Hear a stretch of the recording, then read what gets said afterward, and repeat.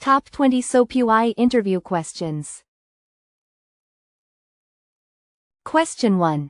Which of these is used for creating REST requests in SoapUI? A. SOAP request. B. REST request. C. Mock service. D. Data source. The correct answer is B. REST request. REST requests are created using the REST request type in SoapUI. Question 2. What type of test case can be created in SoapUI? A. Performance test. B. Functional test. C. Security test. D. All of the above. The correct answer is D. All of the above. SoapUI supports functional, performance, and security tests. Question 3. What is the purpose of a data source in SoapUI? A. To store environment settings. B. To parameterize tests using external data. C. To generate mock responses. D. To configure test case steps. The correct answer is B. To parameterize tests using external data. Data source allows parameterization of test cases with external data files. Question 4. What does SoapUI use to simulate a SOAP service? A. Mock service. B. SOAP request. C. Test suite. D. Test case. The correct answer is A. Mock service. Mock services simulate a SOAP service for testing purposes. Question 5. Which protocol does SoapUI support for web service testing? A. HTTP. B. SOAP. C. REST. D. All of the above. The correct answer is D. All of the above. SoapUI supports SOAP, REST, and other protocols for web service testing. Question 6. Which type of assertion checks the status code of a response? A. Response SLA. B. SOAP response. C. Status code. D. XPath match. The correct answer is C. Status code. The status code assertion checks the response's HTTP status code. Question 7. Which scripting language does SoapUI support for test steps? A. Python. B. Groovy. C. JavaScript. D. Ruby. The correct answer is B. Groovy.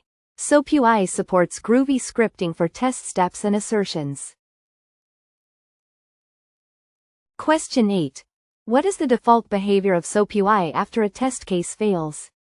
A. Continue to next step. B. Stop the test. C. Retry the test step. D. Log the error only. The correct answer is A. Continue to next step. SoapUI continues the test even after a test step fails, unless configured otherwise. Question 9. Which SoapUI feature is used for load testing? A. Mock service. B. Test suite. C. Load test. D. Test case. The correct answer is C.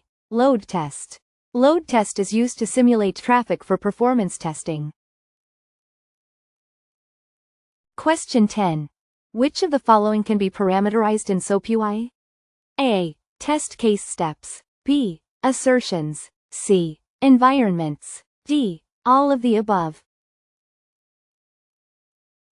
The correct answer is D. All of the above. Test case steps, assertions, and environments can be parameterized in SoapUI. Question 11. What is the purpose of an assertion in SoapUI? A. To simulate service responses. B. To validate the response of a test step. C. To store test data. D. To automate test creation. The correct answer is B. To validate the response of a test step. Assertions are used to check if the response matches the expected result. Question 12. How can you add a new test case in SoapUI? A. Right-click on Test Suite and select Add Test Case. B. Use the New button in the top toolbar. C. Click on Test Case in the Navigator panel. D. Use the Add option in the test case settings. The correct answer is A. Right-click on Test Suite and select Add Test Case. You can add a new test case by right-clicking on Test Suite. Question 13. What is the function of a mock response in SoapUI? A. To simulate a request. B. To simulate a service's response. C. To create load tests. D. To validate the service request. The correct answer is B. To simulate a service's response. Mock responses simulate the expected responses of a service in SoapUI. Question 14. Which type of project is supported by SoapUI? A. Database project. B. Web service project. C. SOAP Web Services project. D. REST and SOAP projects. The correct answer is D. REST and SOAP projects. SoapUI supports both SOAP and REST web service projects. Question 15. Which of the following is true about SoapUI's load testing?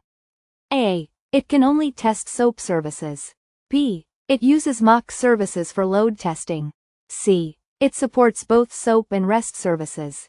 D. It cannot simulate multiple users. The correct answer is C. It supports both SOAP and REST services. SoapUI's load testing can simulate traffic for both SOAP and REST services. Question 16. What is SoapUI's functionality for creating automated tests? A. Using manual test steps. B. By creating assertions and data sources. C. Using Groovy scripts for step automation. D. By recording user interactions. The correct answer is C. Using Groovy scripts for step automation. Groovy scripts allow for the automation of test steps in SoapUI. Question 17. Which option allows you to test a mock service in SoapUI? A. Use the mock service URL in the browser. B. Invoke mock service through the Test tab. C. Start the mock service and call the test. D. Run a test suite targeting mock services. The correct answer is C. Start the mock service and call the test. You need to start the mock service to test it in SoapUI. Question 18. What is the benefit of using a test suite in SoapUI?